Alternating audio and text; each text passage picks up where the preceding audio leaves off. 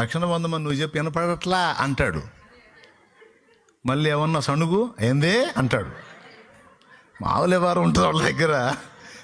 నువ్వు యేసుప్రభు మాటలు వినపడట్లేదయ్యా, పెద్ద వయసు రాలా, చెవులు వినపడట్లా అంట. మీ కోడలు ఏంది నేను తిడదంటే ఎందుకు తిట్టదయ్యా బెమ్మ అన్నది, రోజు తిట్టదు.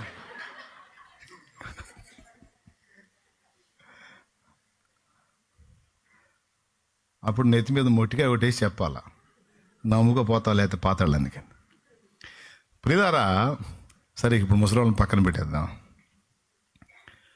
పొరుగువాణిని ప్రేమించినప్పుడు నాదో ఒక అడుగు తీసుకుపోనా, ఏంది తమ్ముడా అంత మాట అన్నావు చాలు నాయన, నాదే ఒక అడుగు తీసుకుపో, ఏముందిలే నాయన, మనం ఏముంది. అబ్బా, అలాంటి సామరస్యత సమాజంలోకి వచ్చిన నాడు ఎంత అద్భుతంగా ఉంటుంది. దేశాలకు మధ్య లేదు ఈ ప్రేమ.